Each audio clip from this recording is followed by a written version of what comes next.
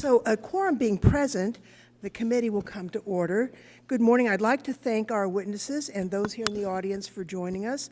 We're here today for an oversight hearing of the Government Publishing Office and the important services the agency provides to Congress, federal agencies, and to the American people. Tomorrow, GPO will turn 159 years old, having the distinction of opening its doors on the same day that President Lincoln was inaugurated for his first term, March 4th, 1861. When Congress was debating the creation of a printing office in the summer of 1860, Congressman John Gurley from Ohio said, quote, "It is unlike any other department of government service. For ships, you can wait. For guns, you can generally wait. And ordinarily, you're in no special hurry for the various munitions of war. But you cannot be deprived of your printing for a single day without serious embarrassment and loss of time." And that's the end of his quote. He went on to further say that the agency bears no analogy to any other departments of the government. And so, reliably, for 159 years, GPO has told the story of the proceedings of our government. But as our government has changed, GPO has changed along the way. Indeed, as the format and delivery of government information has increasingly evolved from paper-based to digital, GPO underwent a statutory name change from Government Printing Office to Government Publishing Office to reflect the changing nature of the agency that printed the Emancipation Proclamation. GPO is an indispensable partner to Congress. I've come to know this firsthand, not only as a member of Congress, but also as chairperson of the Joint Committee on Printing for the 116th Congress. From publishing the Congressional Record, committee prints and hearings, to phone books, stationery, the GPO makes it possible for us to do the jobs we were sent here to do. Through its secure identification and credentialing function, GPO makes it possible for us to cross international borders and secure our federal buildings. In fiscal year 2019, GPO, in cooperation with the State Department, produced more than 15 million passports in Washington, D.C., and at its secure facility in Stennis, Mississippi. GPO and the State Department have also been developing a new line of passport, the Next-Gen Passport, making even more security improvements to what is currently one of the most secure credentials that you can get today. Rare among federal agencies, GPO actually makes money, realizing more than $20 million in profit during fiscal year 2019.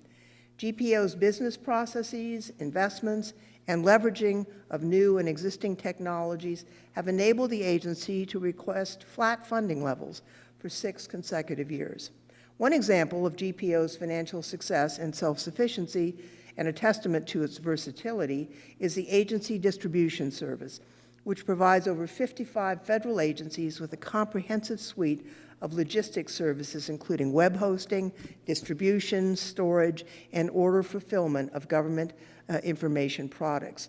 This success, however, would not be possible without the hard work of more than 1,600 dedicated public servants who work around the clock, and that's literally, to fulfill the agency's mission and its commitment to its customers. I'd like to give special thanks and recognition to them today. GPO also does more than printing and publishing. The idea that government information should be freely and readily available to the American public dates back to the early 19th century, when Congress directed the distribution of House and Senate journals to institutions outside of the federal government.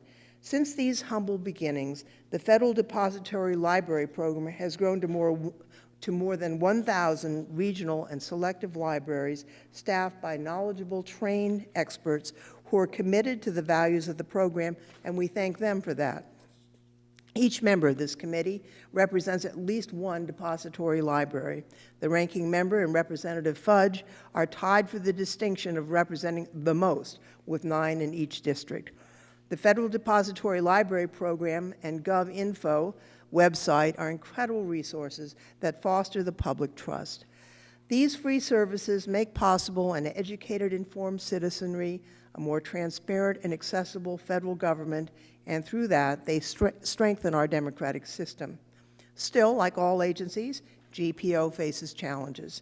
The agency must steady itself from any instability caused by the recent prolonged absence of a confirmed director. GPO must also take the proper steps to ensure its future financial vitality by attracting and developing a talented workforce and continuing to be a leader in customer service for the entire federal government. We hope the agency is in good hands under its new director, Hugh Halpern, a true House institutionalist, who I know will try to put his own mark on the agency that has told Congress's story for these last 159 years. And I would now recognize the ranking member for any opening statement he might like to provide. Thank you, Chairperson Lofgren, and it's always great to have folks from the GPO join us today, and it's always also great to hear the history. I didn't know, I didn't do the math that the GPO was opened the day Abe Lincoln was sworn into office. So thank you, Madam Chair, for that tidbit. And it's especially meaningful to me because I represent some of the areas that Abe Lincoln spent his youth and his career in and around Springfield, Illinois. And I joke today I still represent Lincoln because he's buried in my district at Lincoln's tomb. And if you haven't rubbed the nose on the Lincoln statue at Lincoln's tomb, please do that. And now you can do it in honor of the birth of the GPO at the same time. The GPO opened its doors, as Chairperson Lofgren said, in 1861, with its primary role of providing the printing needs of Congress. And eventually, the GPO became known as an official disseminator of government-wide information. For nearly 160 years, Congress has relied upon the Government Publishing Office for their printing and publication needs. Much has changed since the agency's opening that day that Abe Lincoln was sworn in as our president. One of the biggest changes being the dramatic shift from print to digital media. According to a 2013 NAPA study, approximately 97% of all federal documents are born digital, and most users expect to be able to use those documents in their digital form. Demand for government-produced information is increasing, but the demand on GPO for print has dropped by half. The skyrocketing demand for digital formats has also led to a substantial increase in fugitive documents. These are federal government publications that should be retained by the GPO or one of its partners for the purpose of ensuring public access to government information. It is estimated that at least 50% of government publications are now fugitive. Despite recognizing the need to adapt to new challenges, the GPO, as well as other agencies across the board, are struggling to keep pace with the advances in technology. As Congress seeks to modernize in order to keep up with the rest of the nation, GPO must address the evolving technological needs of Congress and its executive branch customers. With legislative drafting, Congress needs interoperable technology for text drafting and formatting. Converting documents back and forth between different tech languages is a time-consuming and outdated process, and it's just one of the many hurdles we should look to overcome. Some of the challenges facing the GPO are institutional barriers that will gradually be overcome through new leadership at the GPO. But other challenges will require updating the statutes that govern the GPO through Title 44 reform. Tomorrow, March 4th, is the 159th anniversary of when GPO began its operation. And I'm optimistic that under Mr. Halpern's leadership and the entire team supporting him, GPO can position themselves for another century and a half of meeting the needs of Congress, the United States government, and the American people. I look forward to hearing our witnesses expound on these points and more. Thank you, and Madam Chair, I yield back. Thank you very much. Other members may submit a opening statement as they wish. We'll turn now to our witnesses. First, let me introduce GPO Director Hugh Halpern, who was confirmed by the Senate on December 10th of last year. Mr. Halpern comes to the agency after a long career on Capitol Hill, where he served in key leadership and committee positions. A graduate of American University and George Mason University School, Mr. Halpern started as a House intern and was most recently Director of Floor Operations for then Speaker Paul Ryan. He's also served numerous congressional committees. He was staff director for the Committee on Rules and worked as counsel to the Committees on Financial Services and Energy and Commerce. In addition to his service to our outstanding committees, Mr. Halpern served as parliamentarian to the First Select Committee on Homeland Security, general counsel to the Select Committee to investigate the voting irregularities of August 2nd, 2007. Outside of his congressional service, Mr. Halpern served as assistant parliamentarian for the Republican National Conventions in 2008, 2012, and 2016. We also have Inspector General Michael Leary. He is a graduate of the University of Notre Dame and Notre Dame Law School and served in the office of the Director of National Intelligence for 13 years and in the Inspections Division of the CIA Office of the Inspector General. Mr. Leary served as executive for the strategic planning at the Council of the Inspector General on Integrity and Efficiency, or as it's most commonly known, this was news to me, SIG-E. As senior attorney at the Department of Homeland Security and senior advisor to the Undersecretary of the Department of Treasury. From 1996 to 2001, Mr. Leary was assistant district attorney in Philadelphia and Boston. In addition to his civilian service, Mr. Leary has 33 years of combined active and reserve service in the United States Marine Corps, including tours in Iraq and Afghanistan. He received a Bronze Star as well as a Legion of Merit Award and retired from the Marine Corps in 2016 as a colonel. And we're thankful to you for your service to our country, Mr. Leary, both in the civilian world as well as in your military service. And finally, we have the Superintendent of Documents, Lori Hall, who leads GPO's efforts to provide free public access to government information. Ms. Hall serves as the Managing Director of Library Services and Content Management, overseeing the Federal Depository Library Program, the Cataloging and Indexing Program, the International Exchange Service, and the Bylaw Program. Ms. Hall started her career with the GPO in 1985, serving in a number of positions within library services and content management, including supervisory program analyst, serials cataloger, cataloging section chief, cataloging branch chief, and director of bibliographic services. Prior to her arrival at GPO, Ms. Hall worked in all manner of libraries, from the corporate world to academia. She earned her bachelor's degree in art history and American studies at the University of Virginia and her master's degree in library science at the Catholic University of America. Now, at this time, I would ask unanimous consent that all members have 5 legislative days to revise and extend their remarks, and that all written statements be made part of the record, and without objection, that is so ordered. I'd like to remind the witnesses that your full written statements will be made part of our record. We'd ask that your oral statement be about 5 minutes, and we'll first turn to you, Mr. Halpern, for your 5-minute statement. Thank you, Madam Chairperson, Ranking Member Davis, and members of the committee. I'm happy to be here today in my first appearance before the Committee on House Administration as Director of the Government Publishing Office. And you'll excuse me, I'm still getting used to being on this side of the table. Today's hearing on oversight of GPO is a welcome opportunity to give you my sense of GPO's condition after just under 3 months on the job, as well as my vision for its future.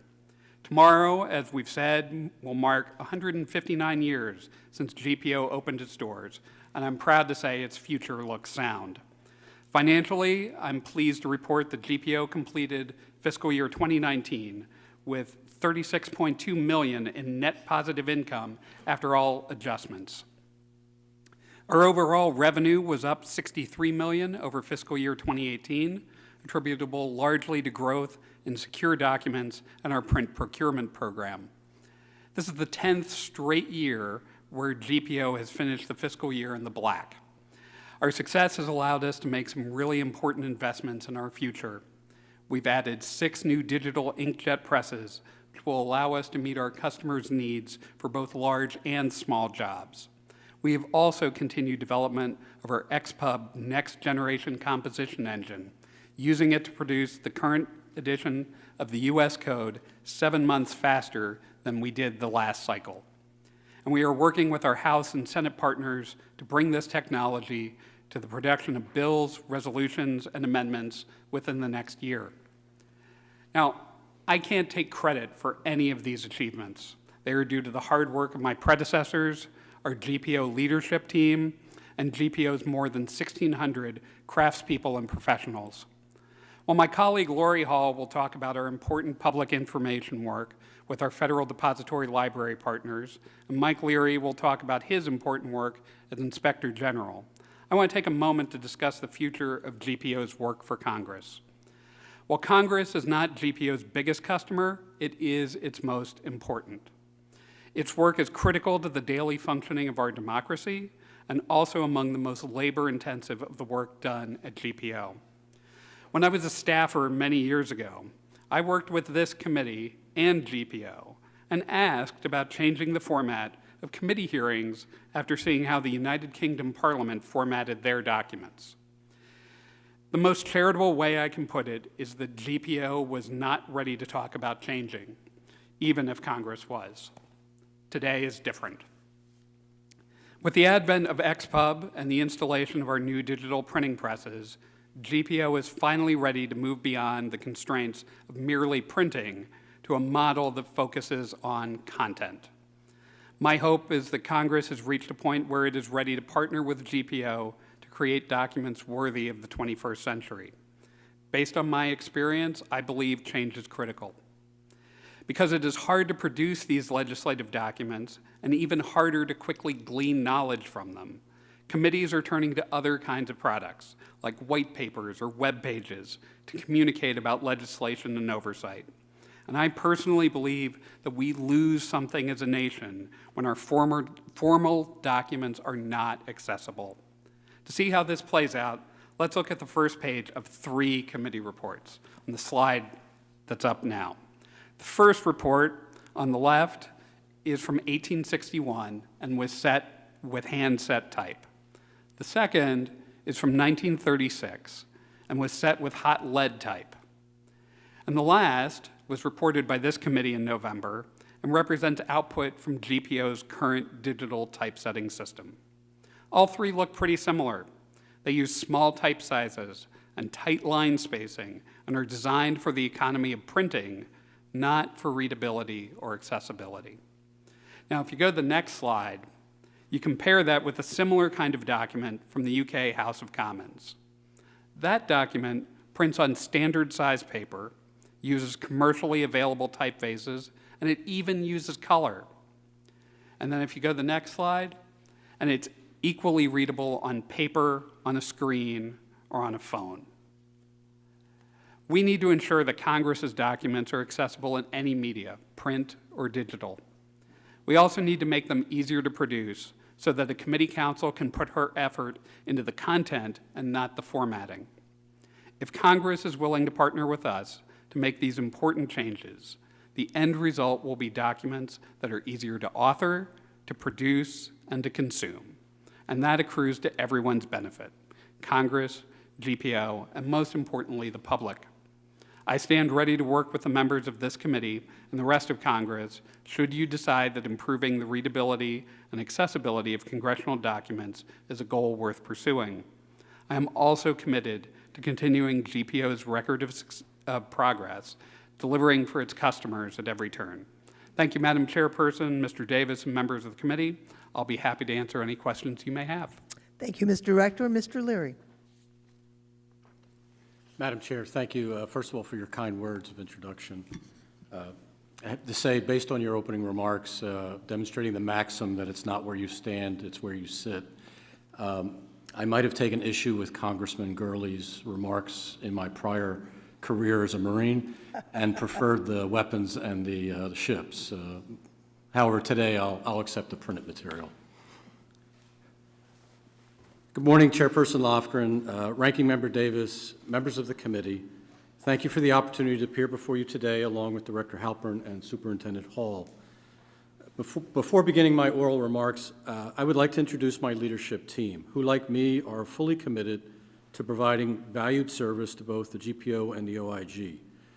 They are my Acting Deputy Inspector General, Tony Baptiste, who is on loan to me from the Commodity Futures Trading Commission, and many thanks to their Inspector General Roy Lavick for that.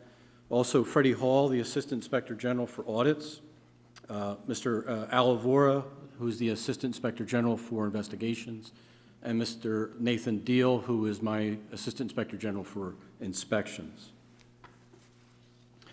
Last year, I focused on change, whether it was reorganizing our office, reworking our products, publishing a new 5-year strategy, revising the agency's management challenges, or establishing a new law enforcement program.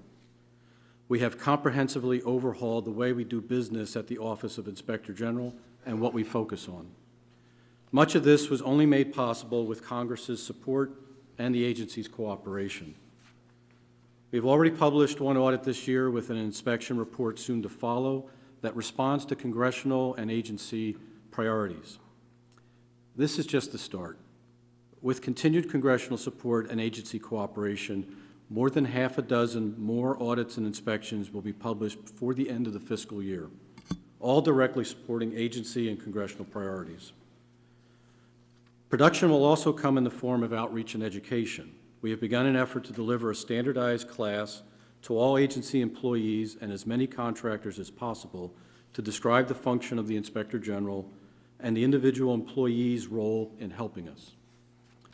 Similarly, we are providing classes on how to detect and prevent fraud across any part of the government publishing office that interacts with finance and services. For the first time, my office will also visit and evaluate all 16 remote GPO sites, and it will happen this year. Today is the second time I have testified before Congress since my appointment 10 months ago. During that time, I've also met on more than a dozen occasions with staff from GPO House and Senate Oversight Committees and Senate Appropriations. I take very seriously my responsibility to keep Congress as fully informed as possible to enable their oversight function. Within the framework of an independent Inspector General office, I endeavor to address all of your and your staff's questions and concerns as equally and as fully as I can. I thank you again for the chance to address you this morning and for supporting the work of my office. I look forward to answering any questions that you all might have. Thank you very much, and now we'll turn to our last witness, Ms. Hall. Thank you. Madam Chairperson Lofgren, Ranking Member Davis, members of the committee, thanks for inviting me to this meeting this morning. And I'm happy to talk to you about the Federal Depository Library Program. Currently, I serve as the Superintendent of Documents and the Managing Director of Library Services and Content Management. And I've been at GPO for many years, as you heard. And I have a very dedicated staff of 87 information professionals that help us work on and organize those 4 statutorily mandated programs. Today, I'm only going to focus on the Federal Depository Library Program. We implement strategic programs in operation in partnerships with our 1,120 nationwide federal depository libraries in collaboration with our colleagues at GPO, other agency publishers, and the national libraries. The right to public access and the workings of their government has been around even before GPO. It dates back to about 1813. So in those 207 years, the program has continually evolved to meet the needs of the public and the needs of the libraries that offer this information. And in the last several years, that evolution has increased exponentially as we have shifted our focus to offer our libraries greater flexibility to meet their community needs in the digital age. You know, and as we meet and work and visit our libraries throughout the country, we find that many of them are facing major budget cuts, decreased staffing, and have significant space issues. In some cases, academic institutions are merging campuses, rethinking their degree programs, and some have even shut their doors. Other libraries are building new facilities and offering new services to their communities. And in some cases, these libraries are rethinking their role as a federal depository library. They tell us they need more flexibility in managing collections in order to remain a member of the FDLP. They tell us they need more services from the GPO to help identify, find, and collect digital information while still requiring certain products in tangible formats. Many of these libraries have large historic print collections and are looking for GPO to assist in the projects that preserve these national assets. while helping them to mitigate space and storage. To meet these needs, we are implementing many new programs, tools, and services. In most cases, we do this through collaboration and partnership with our libraries, national libraries, the Library of Congress, and federal agencies. These relationships save time, staff resources, avoid duplication of effort, and do save money. Currently, LSCM collaborates with over 30 organizations, and I want to give you a few ideas of some of the things that we've accomplished recently. Our libraries want everything in their collections to be accessible and identifiable. In 2019, we cataloged over 25,000 new resources, and we have over 1 million records in our catalog of U.S. government publications. In our federal web archive, we have over 23.5 terabytes of data, and we've crawled over, 2 million URLs that we've harvested as well. And everybody wants more digitized content. We've been working to do this, and through our recent digitization efforts with a couple different organizations, we've enhanced the scope of collections on govinfo.gov. We've done the entire, with the Office of Federal Register, we've digitized the entire collection of the public papers, the Federal Register, and the U.S. Government Manual. And we've digitized over 1,300 historic hearings dating back to 1958, and we have 10,000 more hearings being prepped for digitization as we speak. We also started a preservation steward program. We currently have 42 libraries that are preserving collections of tangible materials and providing services to those libraries to support that effort. We are also establishing some pilot projects to provide services to libraries for cataloging, inventory, preservation, and condition assessment. And we hope to launch our first pilot in FY20. We also work with our regional libraries, and our regional libraries have very big collections, and they serve a very different role from our selectives. They are mentors, coordinators, and work with their libraries in their state. They want to do more and have more flexibility to offer, regional discard. We have new models of shared collections and new technology to help them manage those very, very vast collections. We also do a lot to promote government information. We partnered recently with the Census Bureau to send out tons of information to those libraries to promote the 2020 census.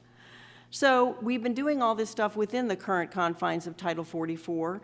Recent efforts to revise Title 44 are welcomed by GPO and our depository library community.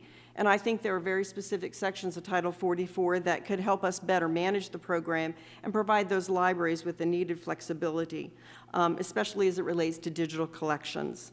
And we would be happy to work with the committee and their staff on some of these potential revisions. So one of our key mottos is we want government information where and when it is needed. And we think the FDLP embodies this sentiment, and we're very proud to serve that need. We work with our libraries to build what we call the comprehensive national collection of U.S. government information. And this work impacts researchers, students, legal and business communities, the public, and all who seek U.S. government information in person in our libraries and through online access. So thank you very much for allowing me to tell you a little bit about what we do, and I'm happy to respond to any questions that you have. Thank you very much, and thanks to each one of our witnesses for your testimony. Now is the time when members have an opportunity to ask questions under the 5-minute rule. I would turn first to the ranking member for questions that he may have for the witnesses. Thank you again, Madam Chair, and thank you to the witnesses. Enjoyed your testimony. Great to see you all. I'll start just down at this end. Mr. Leary, what level of independence does your office have as an Inspector General? Thank you for the question, Congressman. I appreciate it. I think it's pretty good and it's improving. We just passed in the Congress this past year, the Legislative IG Independence Act, which incorporated provisions for hiring, budget independence, as well as protections for my position that were consistent with the IG Act that applies, generally speaking, to the executive branch. It's an iterative process. Mr. Halpern and I have already had discussions since the passage of that act about how to implement provisions that ensure that my office can work with the independence it needs to be effective. It's a critical component of the concept behind an inspector general. I also work very closely with, as I mentioned in my written testimony as well as my oral remarks, with Congress and with the JCP in particular. I know that the JCP exercises a management function as well as an oversight function. So that's an educational process for me, as well as I think in my interactions with congressional staff, as to make sure that there's recognition of when that management touches upon the independence of my office. And I think it's been working fairly well. We have good communications. Okay, I mean, kind of building on what you just talked about with JCP and others, you know, what is your view of congressional oversight, and what do you see as your office's responsibilities to the entire Congress? That's a great question, and one of the things that I've been thinking about a lot is the difference between management and oversight. And take it for what it's worth, it's just my definition, but management involves the process of engaging in decision-making and the execution of decision-making. Oversight is accountability for those decisions. There's a pretty big distinction there. So one of the things that we've honored about IGs is that they should only be generally managed. That's the way of ensuring their independence. So if we're going to do that, it has to happen both on the executive branch side. We're pretty clear, you know, there's an example, if we learned that the White House or anybody else, the secretary of a department wanted to get involved in how an office of an IG was managed, I think Congress would be outraged. So, well, wait a second, you're interfering with the independence of that office. That same principle applies across the board. So that's the distinction I'm trying to make sure is understood. Oversight is critical. Holding people accountable for the management of their functions, their agencies, that's what Congress can only do, others cannot. And I dedicate my office to supporting that effort. Well, thank you, Mr. Leary. It was great to meet you during my last tour of GPO, and thank you for your service to this country. Oh, please. We all serve, Congressman. Thank you. Thank you, sir. Mr. Halpern, welcome to the other side of the table. As you were sitting on the other side at the Rules Committee when we were offering amendments for years, I've been waiting for this day. Do you remember the transportation amendment that you didn't rule in order 5.5 years ago? I think we've got a long list of your amendments that I think we do, and I only have a limited amount of time, so I'll stick with the GPO, but welcome, sir. We're very optimistic about your leadership at the GPO and excited to have you here today. What are your thoughts on how to improve the way GPO supports congressional documents? So that's a great question, and goes to a little bit of what I was talking about this morning. Can you specifically, since I don't have a lot of time, talk about any ideas about any software program upgrades that can make GPO more user-friendly, especially when it comes to the legislative branch? Absolutely. So one of the roles that I had for the committees I served was usually in the arena of document production. So I know firsthand just how hard it is for committee staff and committee professionals to deal with GPO. And frankly, the difficulty of that task often gets in the way of developing good content, of putting the information you want into that committee report. We've got to make that process easier. So when you as members and your staff are trying to put together, whether it's a committee hearing or a committee report, we need to meet you where you are today. And that, in 99% of the cases, is a Microsoft Word. And we need to make it so that you can work in that application that you're using natively and make it so that you can focus on that content, and we can worry about how that gets formatted, how that gets printed, and how it gets displayed on the web and every place else. And so one of the things, as we bring our new XPub composition engine online, we are really designing with that idea in mind, so that Yes, at Ledge Council, at some of the other offices, the clerk's office, they may use a specialized editor. But when we come to committees and you're producing a hearing or you're producing a report, my philosophy is we need to meet you where you are today. And so that, as we develop the system, I think there are some real opportunities for us to do some development on that side. And as we move forward, as I was talking about, if Congress is willing, we can also revisit the way these documents look to make them more flexible, easier to format, and easier to display in a whole variety of media. Thank you. Very good. The gentlelady from California is recognized. Thank you, Madam Chair. Thank you all for being here. Wanted to go to a local issue in the San Diego community, and I thought perhaps you would know that San Diego Downtown Library is going to be giving up their federal document depository status. It's actually after 137 years. Probably like a lot of decisions that are made to free up space, since 85 to 90% of those materials are digitized and available online. Apparently, it wasn't without controversy. Honestly, I have to say I wasn't following the issue, but I think they did, and they felt it was the best way that that they could respond to the way the public is really using their library. But in light of that decision of San Diego, and I'm sure others, I know that Superintendent Hall, you spoke to this a little bit in terms of how we can really see the future of the Federal Depository Library programs, and what are the incentives really for them not moving forward with that decision, and what can we do if more libraries decide to go that direction? Thanks, that's a really good question. Actually, I have a report back from San Diego. I had staff go out there. They were out visiting yesterday. We've been talking to that library since probably before Thanksgiving. We have a lot of options for the libraries of that size. They had 1.6 million documents, and they've been in the program since like 1895. So they originally wanted to get rid of everything. I think we've convinced them now that that's probably not a good option. There may be some very historic and important documents in that collection that need to stay in that institution or, excuse me, go to other institutions in the state of California. And I think they're, as of yesterday, the report is they're rethinking staying in the program in a different capacity.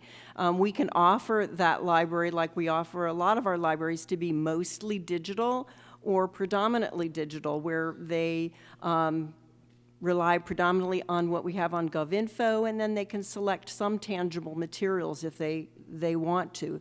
And we're in the process now of helping them go through that 1.6 million and decide how to move that material around to the California Do you Digital. think that perhaps the underutilization, is there a different role for outreach for the libraries, or is it just, the world that we live in right now that people are not pressed to really access those? Well, I think there's a combination of things. It takes a lot of interest at the library and the library staff themselves. We have other public libraries that are very similar situations that have incredible marketing and promotional things going on to promote the government information that they have. Sometimes we just have to get people in that position to really want to highlight what's in those collections, because there's some really, really interesting things in those collections. Yeah. All right. Thank you. I welcome. appreciate that. And Director Halpern, I wanted to mention that one of my constituents asked why the GPA doesn't produce the congressional directory until about 3/4 of the way through Congress, when it would be more useful to have it sooner. Is it supposed to be produced during the first session of each congressional session, and why? What's the problem, and should it? What should it be? So I can get back to you exactly on the timing of those products. I do know that some of those products we rely on Congress, our customer, to tell us when they're ready to print. So for instance, the pictorial directory, wasn't ready until just very recently. And that is because we've been working with the Committee on House Administration to prepare that document, make sure that's ready for print. Similarly, the full-blown congressional directory, I believe we work with Congress and some of the other entities inside GPO producing that document. There are sometimes a lot of different factors that go into the production schedule of these documents, including time we've got on presses for other more important documents or more time-critical documents. That said, I can get back to you with an answer on that. All right, great, and then I'll get back to my constituent. Thanks. Thank you very much. Gentleman from Georgia is recognized. Thank you, Madam Chair. Mr. Halpern, it's good to see you again. And I'm still getting used to seeing you on that side. So it's, and I don't have the same issues that my colleague over here has. You approved all my amendments, so maybe it's the quality of the amendment that was the issue. I will leave that to you, sir. Okay. So anyhow, you mentioned earlier that you had, as it's been mentioned several times, your career, we all know of what you've done here in the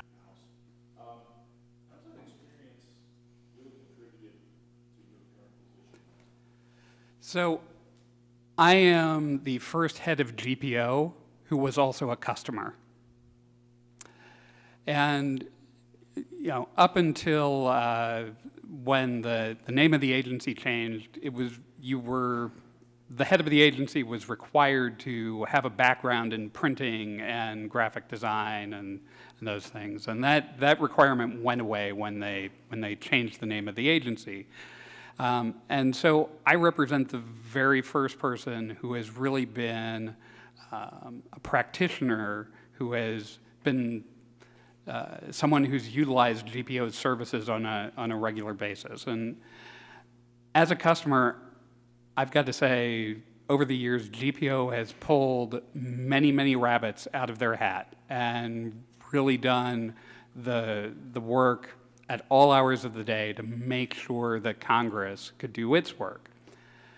That said, I have also had many interactions with GPO that have, I think the polite way to put it is, have been less than satisfying. Yeah. And so what I am trying to do is bring that customer perspective to all of the work that we do at GPO. I appreciate that. As a former business owner, that is very important. And you mentioned the less than satisfying. We experienced that in previous hearings we've had in previous Congresses with grave concern over GPO. During that time, GPO lost several executive branch customers. What are some of the ideas or things that you can do to remain competitive? Well, the good news is we're trying to earn back as many of those customers as we can. You know, one success story is the economic report of the president, which had the White House had decided to go elsewhere to print that document for 6 or 7 years. They came back very recently, and that's a real success story. My belief and Chairperson alluded to it in her opening statement, GPO is different than any other agency because we operate as a business. Only about 13% of our total funds are appropriated, and even those really are just payments for services. So for instance, the appropriation for congressional printing is just an accounting mechanism for Congress to deal with services we provide Congress on a daily basis. I tell my staff every single day, we have to earn every single dollar that we get. And we do that by providing the most value that we can for our federal customers. That's not always the cheapest price. So one good example that I learned about early in my tenure were FBI fingerprint cards. That's something that's going digital, but there are still a number of jurisdictions that use the old-fashioned fingerprint cards. The FBI went to another vendor to produce those cards, but they roughly around 20% of those cards were not usable because they weren't up to spec. We were able, at a slightly higher price per card, able to produce cards that they could use virtually all of them. So it's that kind of value proposition that we're trying to bring to everything we do. So one of the things you said in your testimony that really hit home with me is simplifying our language for committee reports. This is something that I work with my communications staff to remove the DC talk. I mean, things like co-sponsorship, sign-on, markup. These are things that the general public doesn't understand. What remedies do you have for these issues? So I'm going to sort of put on both hats here for a moment because, for better or for worse, I've probably drafted myself hundreds of committee reports over my career here. There are certain parts of those documents that have magic words, and we're not going to change that because those words do things. But I believe that there are large parts of those documents that you can tell a more persuasive story. That's how I always tried to do it in the reports I wrote for bills I managed for the members I served. But the problem that we've got with our systems is that they don't encourage that kind of ease with writing. It's hard to take that story that you produced for your web page or for your committee memo and move that into that report document. We need to make that simpler. And I think if we make those tools simpler, people can spend more time actually thinking about the content of what's in those documents. And that's the important message that we've got to get across. It's a challenge, and I see the red light's on, so, Madam Chair, I yield back the time I no longer have. Thank you. The gentlelady from Ohio is recognized. Thank you very much, Madam Chair, and thank you all for being here today. Mr. Halpern, have you had an opportunity to meet with all of the labor representatives? I know there are probably 12 or 13 labor unions. Have you met with them? We have 11 separate bargaining units. I've met with them all together. And then we have 2 units without contracts, our electricians and our FOP. And I've met with them individually to hear their concerns. So you're working, how long do you think it's going to take to come to a contract agreement? I am hopeful that we will be able to do that as quickly as we can. I can tell you just yesterday I met with my staff again and directed them to go back and figure out viable counteroffers for both of our unions with outstanding contracts. So I hope to turn that around relatively soon. Thank you. Can you give me an update on what your office is doing to support the 2020 census? Sure. So I'm actually going to direct this a little bit back to Superintendent Hall because she's doing some of the work and her folks are doing some of the work to sort of get the message out about the census. We're administering the contract for the Department of Commerce for all of the printed materials for the census. I can tell you that our contractor, R.J. Donnelly, is proceeding apace. Everything seems to be on schedule. After kind of a rocky start with that particular contract, the Department of Commerce is Mr. Halpern, reporting. I don't mean to cut you off. No. But go ahead. Thank you. There's 2 parts that I'm kind of responsible for. I think it was mentioned, the agency distribution service. So once the material is printed by our printing contractors, then we also have that census material in 2 of our warehouse facilities, one in Laurel, Maryland, and one in Pueblo, Colorado. So under contract, then we disseminate that as the census wants us to the various regions. So it's their promotional material that they send out to their offices. So that's one part. And the other part, I think I mentioned, we've worked with the Census Bureau to get that information out to our depository libraries, flyers, posters, promotional material for people that walk into those libraries, know what the responsibility is and how to fill out the census and what some of the issues are. So those So are 2 of you my- believe you have all the resources that you need to ensure that we can have an accurate census? Right, right. Last question to you, Mr. Halpern. How did you find the morale in your office? I was actually pleasantly surprised. GPO, one of the things I can report from my 3 months on the job is how welcoming everybody has been. And I've had numerous folks come up and express their happiness that there's now permanent leadership. There are obviously lots of issues we've got to address, and we're collating those and working through them as we can. Thank you. Mr. Leary. Yes, ma'am. In your office's last semi-annual report, you identified a need for GPO to attract and develop a workforce for the future. What did you mean by that, and how do you think that should happen? Thank you for the question, Congresswoman. Basically, in line with GPO's intent to transform to the digital age, we're going to have to restructure and reform a workforce that has those competencies. This is not a new effort. This was goes back as far, and one of the things your question gives me the opportunity to do is point out a GAO study that was done 15 years ago about GPO's transformation to the digital age. And there's a separate study done by GAO about the workforce that would be necessary to accomplish that. I've asked, and I think it'd be appropriate for GAO to review those two reports. And how did it work? Was it successful?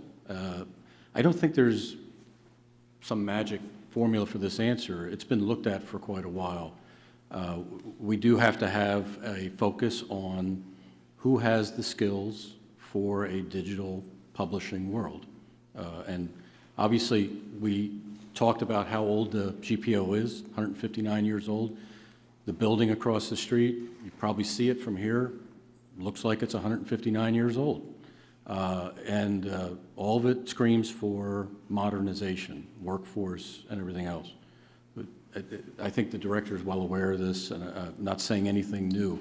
We just have to keep focusing on it. Thank you, Madam Chair. I yield back. Thank you. The gentleman from California is recognized. Thank you, Madam Chair. Director Halpern and Superintendent Hall, Director, some of your testimony obviously talked about the kind of modernization, digitization. I wanted to talk a little bit more down that line from an accessibility perspective.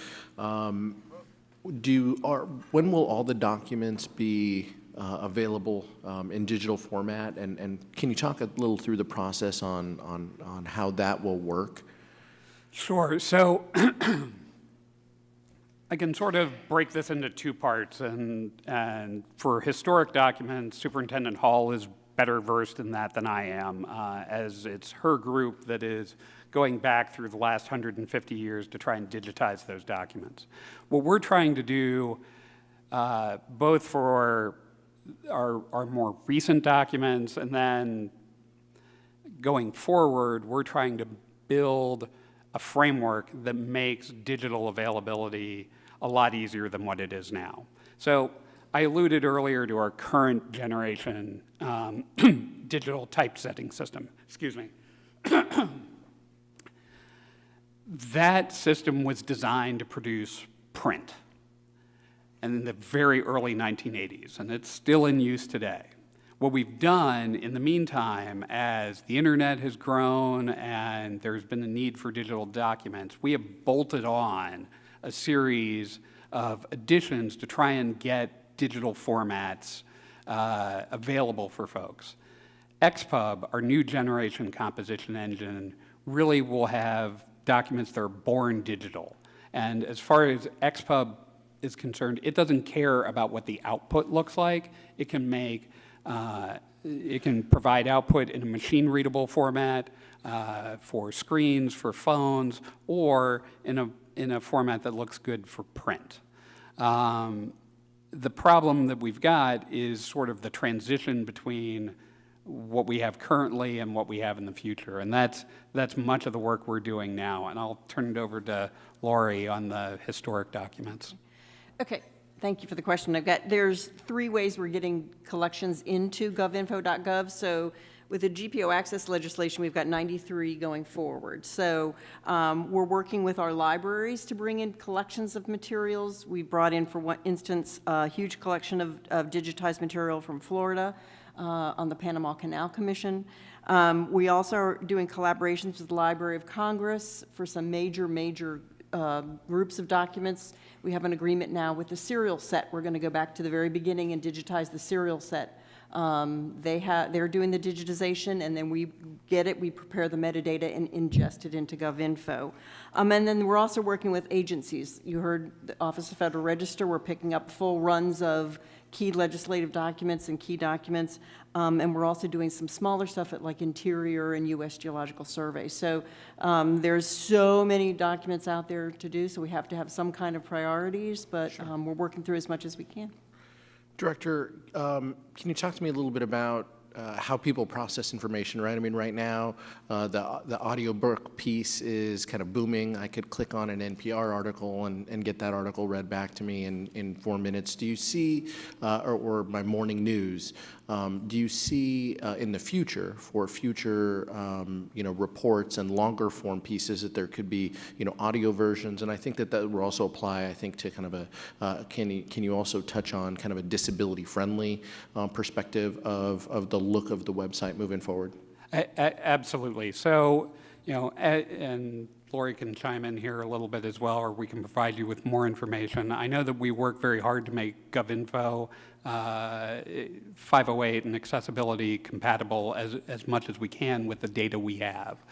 Again, sort of as we bring XPub online, and that is the engine that is generating, for instance, congressional documents, that will enable us to do a lot more on the accessibility side and provide additional services, because its native format is really going to be USLM, U.S. Legislative Markup Language, which is a machine-readable format and is an extension of the current XML formats used by the House and the Senate. When we're working in that kind of native format, that enables us, again, to add on lots of other services. And you sort of couple that with some of the other services out there. You can have not necessarily an audiobook read by a human, but you can also take that machine-readable format and have very good human-like speech generated by a computer that can read those documents. Word actually provides that capability now, and the more data we get in a standardized machine-readable format, the easier those kinds of services are. Thank you so much. Thank you, Madam Chair. I yield back. Thank you, gentlemen. I just have a few remaining questions. First, and not today, could you provide us with just a short update on the Next-Gen Passport program, not here at this moment, but like a page subsequent to the hearing? I'm interested. Absolutely. Also, I'm interested in getting a brief update on what efforts the agency is taking in the wake of the defacement of the FDLP, the cyber attack in January, and what we're looking at for cyber, not here at this moment, but Absolutely. Subsequent to this. Just a couple of questions. I was interested in your idea on accommodating the Microsoft Word that we're using here, but it raises the question of how do you accommodate without promoting? For example, I mean, we use Word in my office, but a lot of lawyers still use WordPerfect because it actually works very well for footnotes and other things. So is there a way to accommodate without mandating? Absolutely. Again, this sort of goes back to my general philosophy, where we meet our customers where they are.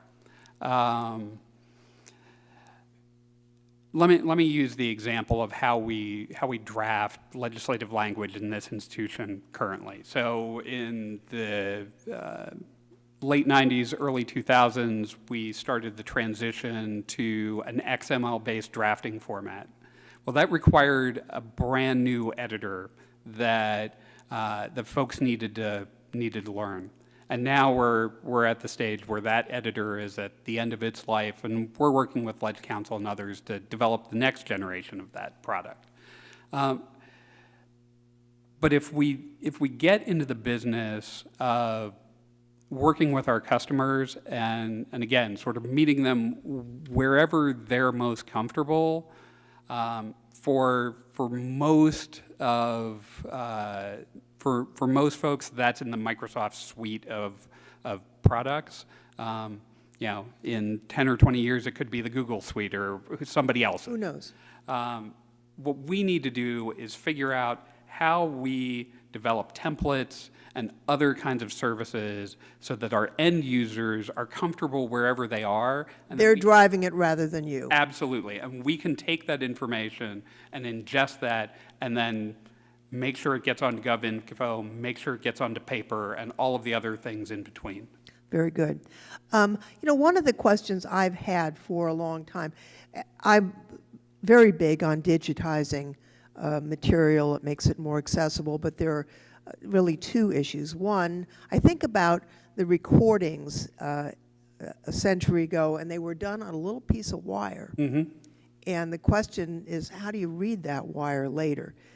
100 years from now, God willing, we will have all of this digital information, and we better be sure that we have the programs that allow us to access that information. So it seems to me that the programs really need to be attached to the documents in some way so that down the line, this will continue to be accessible. Can any of you address that? I can give it a shot, and Lori probably can make me sound smarter. One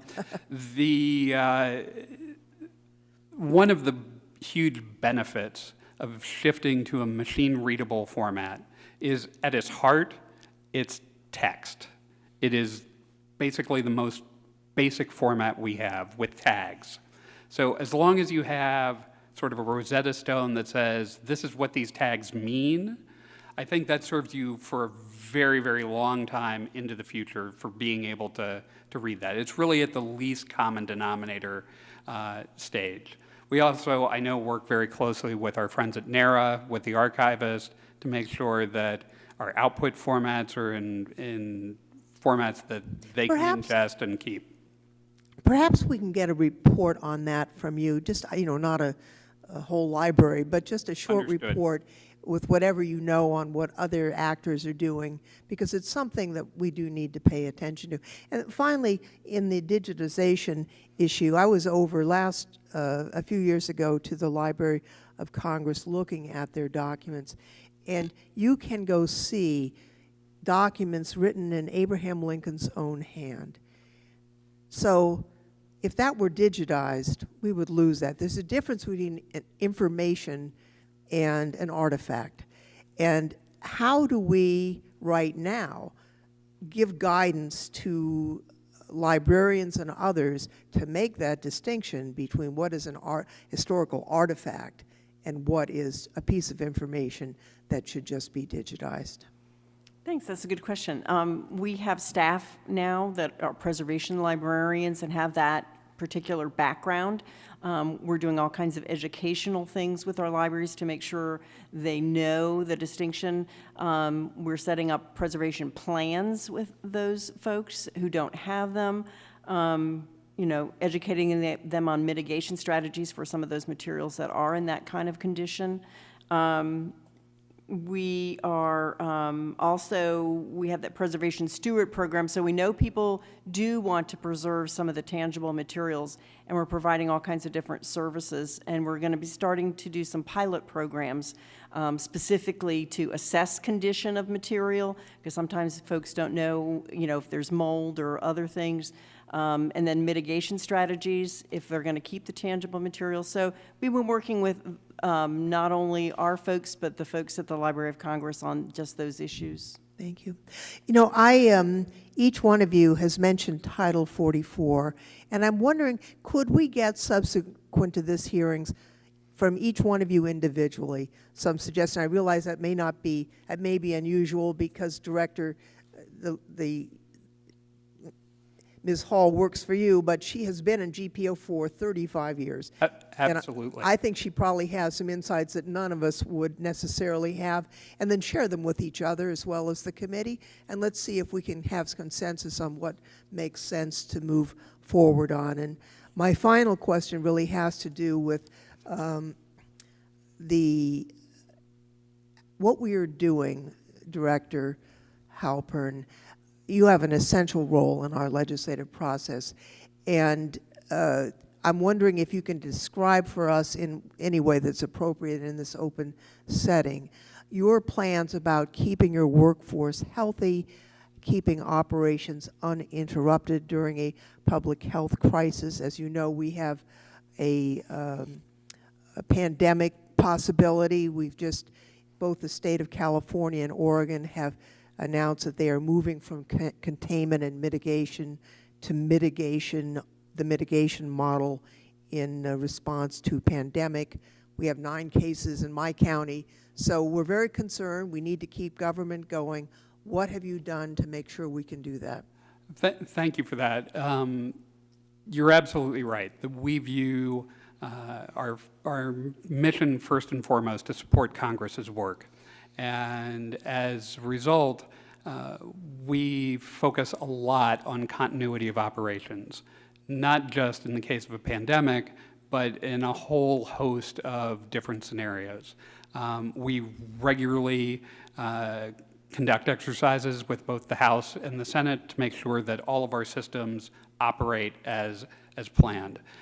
I expect to have a plan that I will share with the committee later this week for our plans for responding to this specific issue. And frankly, as we started discussing this last week, It would be the same for any type. yeah, we were dusting off old plans. So it's one of those things where we can use a combination of telework and protections in the plant to make sure that we can continue to operate and serve Congress's needs.